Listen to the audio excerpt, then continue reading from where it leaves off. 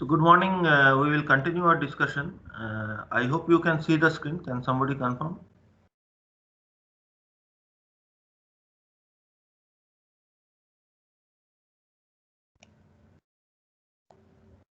Can you see the screen?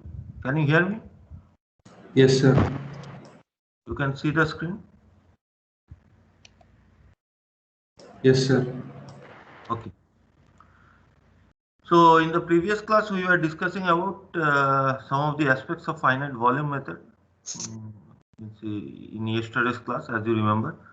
So we had seen how to discretize the 1D steady state heat conduction with source term using finite volume method. And the important thing is that we noted that for converting the derivatives that are present after integration, we need to assume some variation of the variable with respect to the x and y distance. In this case, because this was a 1D problem with respect to x distance only. And we had assumed linear variation between the grid points, which worked out. The other cases did not work out. And using that profile assumption, we obtained an equation in the form of APTP, where TP is the concerned grid point, is equal to summation of AT over all the neighboring points. So we call it as summation of NB, ANB, TNB. Okay. So summation of AT over all the neighboring points plus B. So in this case, there were two neighboring points, east and west. So accordingly, we had the AET plus AW, TW terms. In general, when you have more neighboring points, you will have more terms like this. For a 2D problem, you will have 2D regular problem with rectangles as grids. You will have 4 neighboring points, east, west, north, south. And accordingly, you will have APTP is equal to AET plus AWTW plus ANTN plus ASTS plus B. We will see later after a few classes the 2D cases and the 3D case also. Then we had noted important requirements of discretization. So what were the requirements? One was physical consistency. So the answers that we obtained after solving using a CFD discretized algorithm should be realistic. It should not be unrealistic. It can be inaccurate, but still it will be within the bounds of, it should be within the bounds of physics. That is one thing. Second is the overall balance should be maintained. Overall balance means overall conservation of properties such as heat flux, mass flux, momentum flux, energy, momentum. This should be conserved. Okay, total concentration. And for finite volume method, these are inherently conserved, so we don't have to worry about this because of the way the equations are derived. By integrating the differential equations over the entire control volumes, we ensure that the conservation of property occurs over the entire control volumes. Okay. So then the final thing that we had discussed in yesterday's class was how to find the interface conductivity. Okay, what should be the assumption that we take for interface conductivity, because we are not storing the data for interface conductivity at the interface. We have the data of conductivity at the grid points, main grid points like P and D. So how to find the conductivity at the in between them? So we noted that there can be two options. One is the normal average, linear average, or arithmetic mean, where you just take K interface is equal to Kp plus Ke by 2. And second option is to take a harmonic mean, where K at the interface is equal to 2 by 1 plus 1 by Kp plus 1 by Ke. Okay. And we saw an example which proves clearly that the harmonic mean is better. That in the limit of one of the materials to have very poor thermal conductivity, the arithmetic mean actually fails. Okay. If we have a composite material where one grid has a very high, and this is a common situation in real life. So you have a metallic container. Metal has a very high conductivity, and the container contains some air, some like a say piston cylinder arrangement. Okay, so metal has high thermal conductivity, whereas the air has a poor thermal conductivity, and in those cases, the arithmetic mean is not going to work well. So we should use the harmonic mean, which should be a much better approximation. Okay. So we will continue. Any questions on previous classes discussion? Or if you have any questions in general about the exam, because today is the last class before the exam. Exam is on Monday itself. Okay. So for the exam, questions are already set, and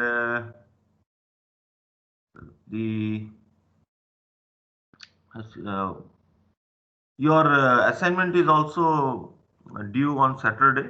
Okay, that is the programming assignment. So for the exam, you should just go through the notes properly. That should be sufficient notes, and whatever we have discussed in the class related to the notes should be sufficient. Okay, you go through the introductory material on the conservation equations, then on the partial differential equations, what we have discussed in the class, and then through discretization and finite difference method, things like that. And you can expect some short questions, like 2 marks or 3 marks questions.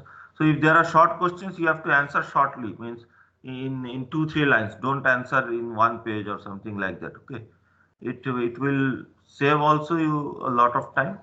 And I am also expecting short answers, means just 1 line or 2 lines, just to the point. Okay, instead of just writing in a roundabout way, uh, putting too many details but missing the actual point that is required. So just focus on the actual point. And long questions or derivations can be there from finite difference method or any of like whatever we have studied, partial differential equations. Okay. Simple type of problems can also be there based on what we have discussed. Any questions regarding the exams? Otherwise, we will continue with our discussion today. If you have anything to ask regarding the exams, you can ask now.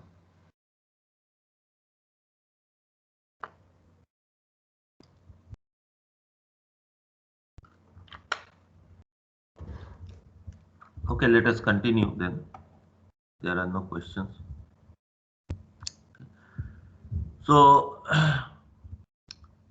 treatment of source term. So this is another thing that we have to be careful about. Okay. So why I am going through all these individual things? Because if you go back to the discretized equation that we had obtained in our previous class.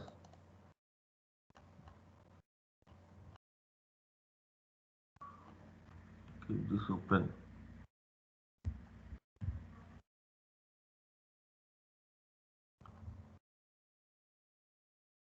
I don't know whether it is visible or not. Let me just go into this one. The discretized equation contains terms like APTP, AET, AW, TW, and B.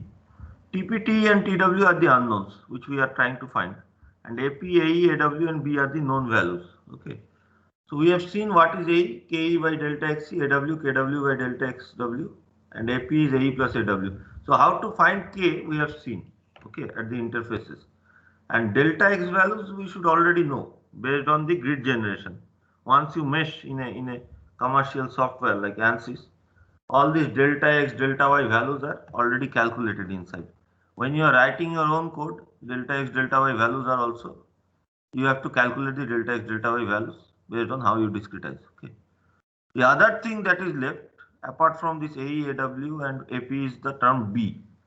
So in this B we have the source term S into delta X. Delta X is known. So the only term that is left still to discuss is the S term. Okay, how to treat that S. So if S is constant, there is no issue. We can just write. So say S is 50 watt per meter cube. I can just multiply 50 into delta X. There is no issue. But what if S is not constant? S is a non-linear function or S is a linear function. Okay, S is 50 plus 10 into T, where T is the temperature. So how should we treat those cases? That we will try to understand. Okay. So I will keep this also open here so that you can see the form of the equation, although it will look very small.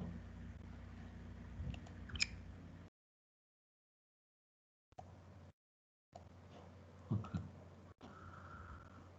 still there. So anyway, so let us try to understand how to form this B term for different S values. Okay. So if S is constant, there is no additional requirement. We have already seen how to incorporate this in the discretized equation. Okay. So if S is constant, that constant into delta x will be the B term. Okay. Now let us consider a case where S is a linear function of t. Okay. S varies as linear function of t. So for example, constant plus some other constant into temperature. So ax plus b kind of variation. Okay. So you can say that 50t plus 100 or something like that. If S is defined like that, and it is the case in many real life situation where we have the source term as a convective heat transfer or some conductive heat transfer, where the source term is H into T minus T reference. So T reference is a constant, and T is a variable, unknown variable, and H is another constant. So this Ht minus H into T reference, so this can be treated as a linear source term. In many real life scenarios, this is the prevalent situation. So if that is the case, S is equal to Sc plus S, we can write S is equal to Sc plus SPTP, where Sc is the constant term, okay, and Sp is the coefficient of the linear term. By say, these are common notation, this Sc and Sp, okay, and in the books also you will find notations like this. We would have written C1 plus C2T, but this is the common notation. Why the P? Because it is for the pth grid point, okay. That's why the term P is coming. Remember, the source is only for that grid point. Okay, in the source we are not bothered with the surrounding grid points.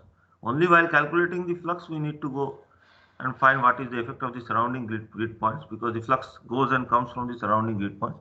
The source is within the content, within the grid, within the control volume. So we don't have any issue. So now we can write this discretized equation. If you go back to the equation, this is the equation: k dt dx east minus k dt dx west, plus west to east we had s into dx. Okay, so instead of s we will write sc plus sptp dx. That is the only change that is occurring. Okay, remember that we can use different profile assumptions for different variables. So we have used here piecewise linear temperature profile between the grid points for this flux term. On the other hand, for the source term, we are using piecewise constant temperature profile for each control volume. What do we mean by piecewise constant temperature profile? It means that within a control volume, the temperature is constant.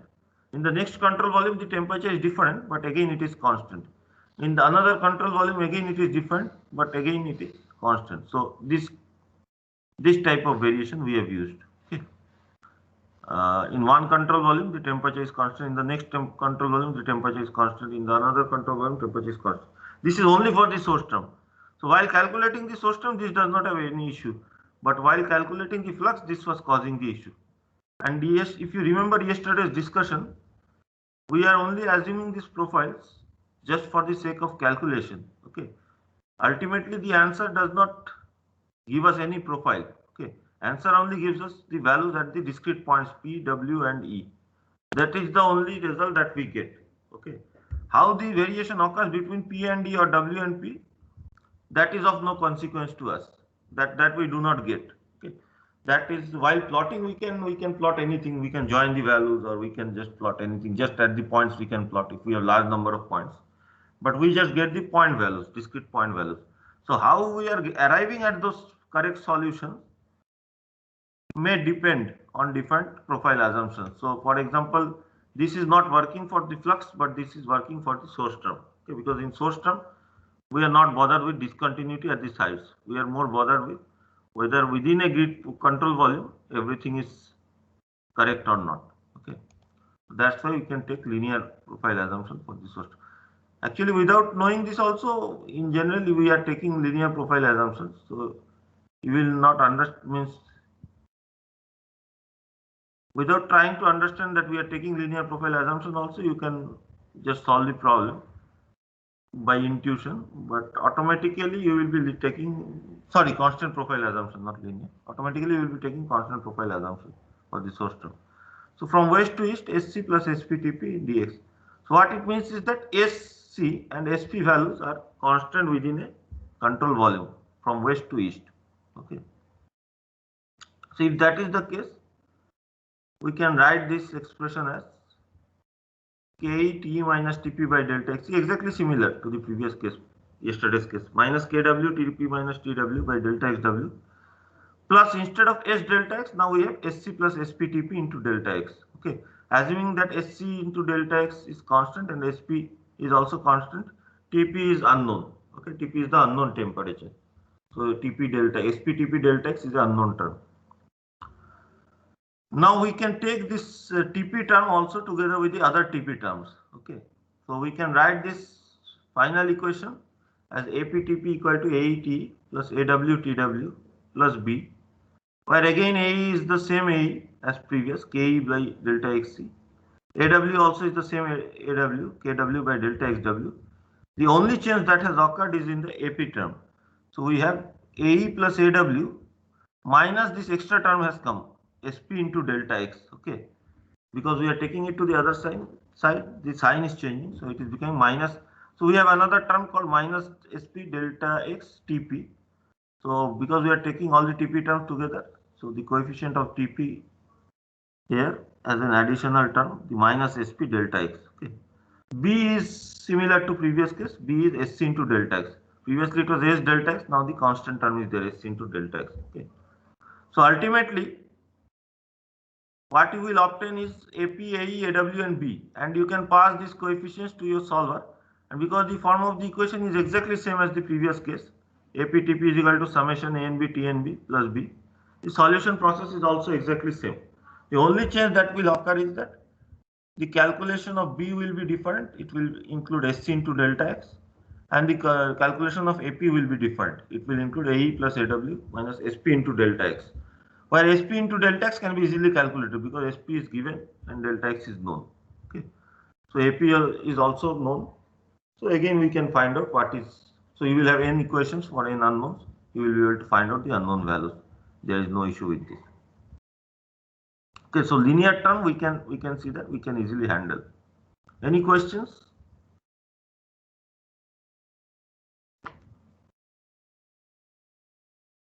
So how to handle non-linear term, that we will have to discuss in more detail.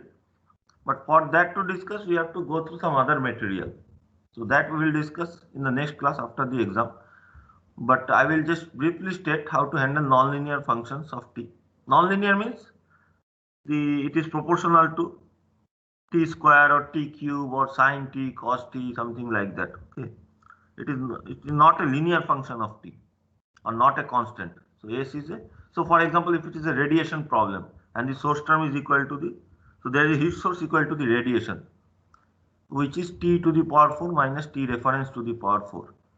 So this t to the power 4 term will be a non-linear term. Okay, so how to treat those kind of situations? Because if the non-linear term, if you directly put, your equation becomes non-linear. Okay, so in those cases, we need to do something which is known as linearization.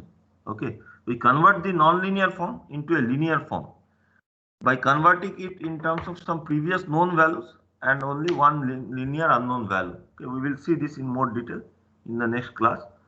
And to solve this type of discretized problem, we need to undergo multiple iterations. So it is an iterative method. So when you linearize a nonlinear problem, you are taking some approximations, assumptions. So you have to repeat the step multiple times so that your solution converges to the required criteria. Okay, so we will see this later, how to tackle nonlinear functions of t.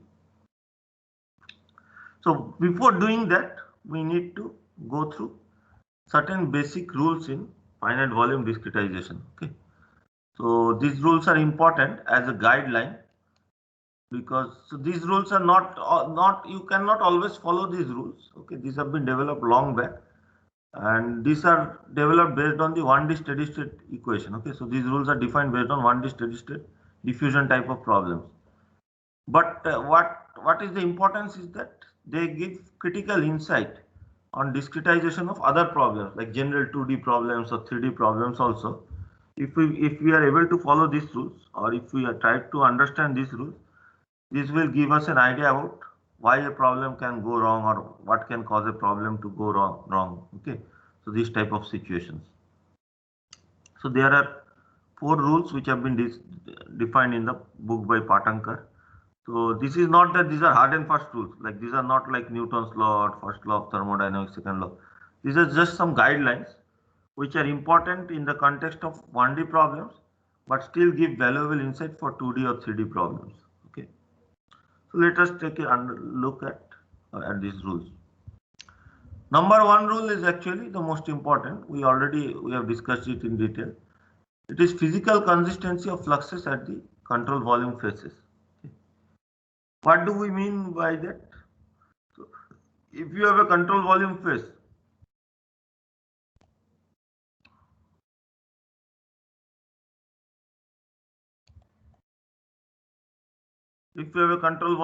like this E, small e, okay, between two control volumes, the control volume for P and the control volume for capital E, the flux that is going from one side, so the flux that is crossing this E from this side of P should be equal to the flux that is coming to the other side. You may think that that is equal. So what is the important thing here? So the important thing is that when you are calculating for the control volume P, you separately calculate the flux, like minus this k dt dx at east minus k dt dx at west. Okay, for control volume P, you are calculating the flux. When you calculate the flux for this next control volume, again you calculate the flux. Okay, using some profile assumption. So you will have k dt dx at this point minus k dt dx at this point. So when you are calculating for the next control volume, this k dt dx at this point should be equal to the k dt dx you have already calculated for the previous point. Okay, it should not be different. And for our linear profile assumption, we have seen that it is same, right? Because we are assuming that the temperature varies from P to E. For this case, this is going to be T minus Tp by delta X, K T minus Tp by delta X. Whether you take the Pth grid point or the east grid point, in both cases the flux is consistent. Okay, so profile should be chosen in such a way that there is no discontinuity of flux at the control volume phases. The same flux goes from one side to the other side. Obviously, this has to be true. Otherwise, the entire problem goes wrong. Okay, and this leads us to an important corollary that the interface flux does not belong to any control volume. Okay, although we are calculating it for different control volumes, it's a standalone quantity. It is a property of the interface. Okay, it is the property of this east interface. It is not that interface flux belongs to this pth control volume, another interface flux belongs to the eth control volume. Okay, interface flux is the flux at the interface. It does not depend on what is the control volume. Okay, so ultimately whether how you take the control volumes should not matter in what is the flux that is going over this point. Okay, the flux should be same on both sides. Okay, so interface flux does not belong to any control volume. So one important point of this is that as a result, it should not depend on any individual grid point conductivity. Okay, so I have given that example. For example, it should not be governed by the grid point conductivity of a particular CV. So I cannot write the interface flux at each point as Kp into T minus Tp by delta X. Okay, because then in the next case, if I write it as K into T minus Tp by delta X, the flux are not balanced. Okay, because Ke can be different from Kp. So that's why we are interpolating the conductivity at the interface. Okay, so that it is independent of individual values. It's an interpolated value based on the grid point values. It is not only dependent on a single value. Okay. That is an important point. So first rule, most important rule, is physical consistency of flux at the control volume phases. Okay. Any questions? Then next rule is that all the coefficients of the discretized equation must be of the same sign. What do we mean by the coefficients? By this time you will know already.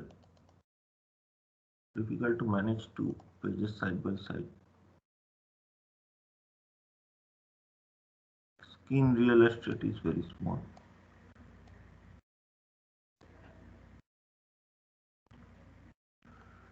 Discretized equation is of this form, right? APTP is equal to AET plus AWTW plus B. In this case, this is simple. You see already all the terms are positive. K by delta X, KW by delta XW, and both are positive terms. But in general, for a generalized discretized equation, for example, AP can become negative because AP can be AE plus AW. Where was the source term?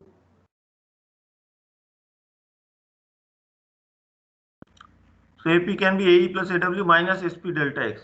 So as a result, this can become negative. Okay. So this type of situation can arise. So this should not arise. So all the coefficients AE, AW and AP, or if we have multiple neighboring points, all the neighboring point coefficients should be of same sign. Why is this case? Let us try to understand. Okay. So the general form of the discretized equation is APTP is equal to AET plus AWTW plus B. So all the coefficients AE, AW and AP should be of same sign. Okay.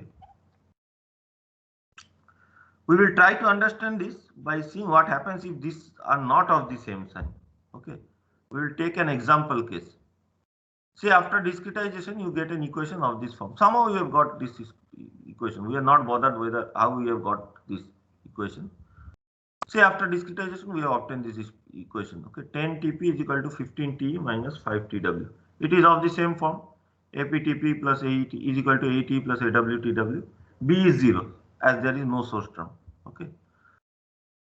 And AP is equal to A plus AW. That also is valid. AP is equal to 10 is equal to 15 minus 5.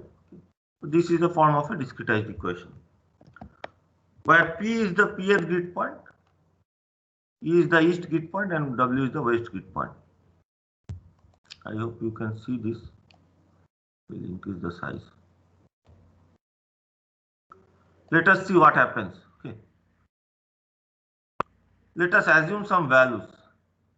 Say T is equal to 10 and TW is equal to 100. Okay, I will come to this lines what I have written. But let us assume these values T equal to 10 and TW equal to 100. So 15 into 10, some units, the Kelvin. 15 into 10 is 150 minus 5 into 100 is 500. 150 minus 500 is minus 350 by 10. So minus 35. So TP is minus 35. Clearly this is not possible. Okay. Because this is not bounded. The value without any source term should be within 10 and 100. Anyway, minus is Kelvin is not possible, but even if it was degree centigrade also, it was not possible because it should have been within 10 and 100. But we are going beyond the bound, so it is physically inconsistent. So this is a physically inconsistent discretization because if TW increases, so another thing they have to note is that if TW increases, so say for some reason the temperature at the neighboring grid point is increasing. Okay. So in real life, what will happen? If the temperature here increases, the temperature here should also increase without any source term because of conduction. But what our discretized equation is telling us, it is telling that if the TW increases, this term actually becomes larger, minus 5 TW. So TP should decrease. Okay, clearly this is also inconsistent. If TW increases, TP also should increase. And if T increases, TP also should increase. If TW decreases, TP also should decrease. Okay. So whatever happens here, the direction of temperature, same thing should happen with this also. Otherwise, it is inconsistent. Okay.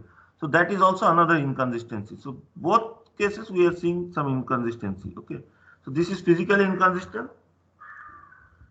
As if TW increases, TP decreases. This cannot happen in real life. Increasing the neighboring grid point temperature should increase the temperature of the concerned grid point also. Okay. And also we are seeing that the results are sometimes not bounded. So to avoid this type of situation, all the coefficients should be of the same sign. So if the coefficients were of same sign, then whatever is the direction of TW, if it is increasing, TP would have increased. If it is decreasing, TP would have decreased. Same for TE also. Okay. And this type of situation also would not have arisen. Okay. This has arisen only because of this negative sign. So now all the coefficients can be negative or all the coefficients can be positive. It does not matter because ultimately you can just remove all the negative signs. Generally, all of them are taken positive by sign convention. Okay. So using sign convention, we take all the coefficients AP, AE, and AW as positive. Okay, this is another point. Any questions?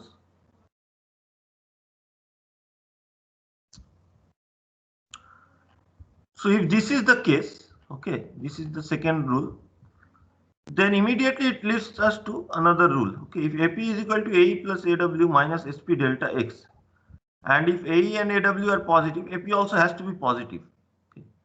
And AE and AW are already positive.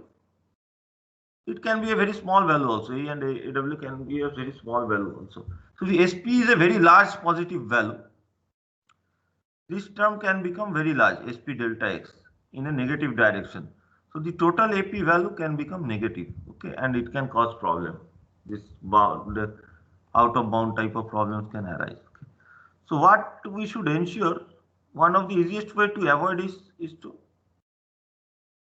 when we are linearizing the term, okay, to take this SP to be always negative.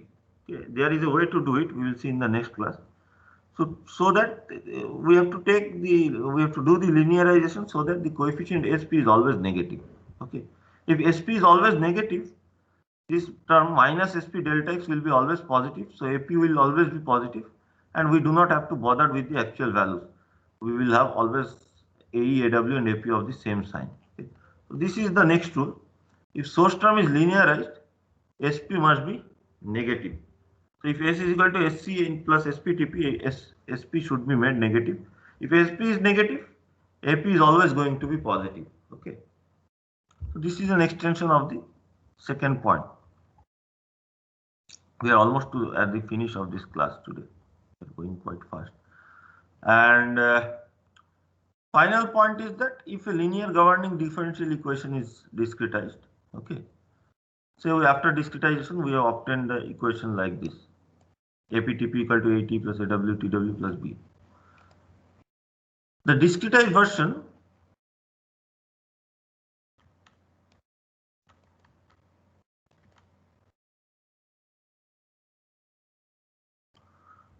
what is this?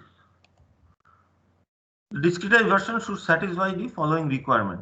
What requirement? If T is a solution of the discretized equation, then T plus any arbitrary constant also should be a solution of that equation. Okay. So T is not a single T. Okay. T is the field. Means, say if I have n grid points and n unknown temperature values at those n grid points. So if we find that the temperature at the n grid points has some value, say first grid point is 300 Kelvin, second grid point 310 Kelvin, third grid point is 320 Kelvin, like this. Okay, some variation of temperature we have obtained for the 100 grid points. So the same variation should also be there, plus with an additional constant should also be a solution. Okay. So if the same variation is there, 300, 300, 310, 320, if I add a constant to all of these values, so if I add 50 Kelvin to all these values, that should be also a solution, okay, for the general equation. Now, you can say that how can the temperature be different for the same problem? So the uniqueness will come from the boundary conditions.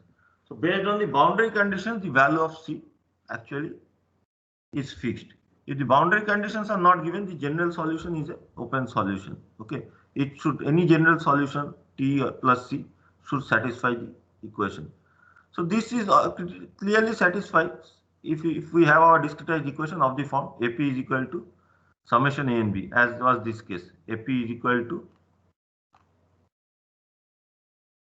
AE plus AW. Okay, so I will go back to this equation. Think about this point. If AP is equal to AE plus AW, any solution of temperature field, if you add a constant to that also, that will also be a solution, because ultimately TP plus C. So you have AP TP plus C, and on this side you have AE TE plus C plus AW TW plus C. So the extra terms are AP into C, then AE into C on the right hand side, and AW into C. So AC plus AWC is equal to AE plus AWC, which is AP into C. So both sides cancel each other, we get back to the original solution. Okay. So this is true if AP is equal to summation of A and B. Okay. However, if a source term is present, then this is not true. Okay. So in case a source term is present, source term is non-constant source term is present. Constant source term also will have the same value. If the source term is not constant, this condition need not be satisfied. Why? Because then you will automatically have a unique solution, because source term is dependent on T. If the T changes, the source term will change, and as a result, the problem itself will change. So it cannot have same solution, it means different solution for the same problem. So once a source term is there, which is dependent on temperature or the variable, you cannot have this condition satisfied. T plus C is a solution if T is a solution. You have a unique value, because otherwise the source term will change. So let me summarize. If a linear governing differential equation is discretized, its discretized version should follow the requirement that if T is a solution, then T plus constant, some arbitrary constant, will also be a solution. Okay, and this is automatically satisfied if AP is equal to summation of A and B. And the value of the constant C depends on the boundary conditions. However, this need not be satisfied if there is a temperature dependent source term or a variable dependent source term.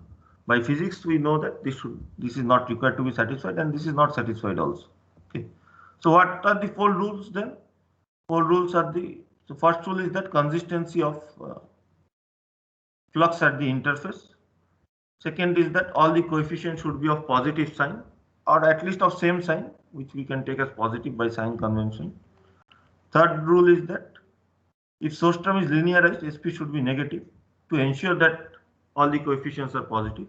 And fourth rule is, it is not so important in many cases, but it was developed as part of the initial 1D solution. So if a linear governing differential equation is discretized, its discretized version should satisfy the following requirement. Okay. So these rules have been derived based on 1D steady state type of problem, but they also give critical insight for 2D and 3D problem. Okay. So for example, the consistency of flux has to be maintained even if it is a 2D problem or a 3D problem. Okay. Similarly, all the coefficients should be positive even if it's a 2D problem or 3D problem. For complex problems also, if this is followed, if some of these rules can be followed, the chances of convergence increases. Okay. So we will stop this class today. I have covered the material that I wanted to cover. We have finished earlier than expected. Any questions? Our CFD course is going at right pace.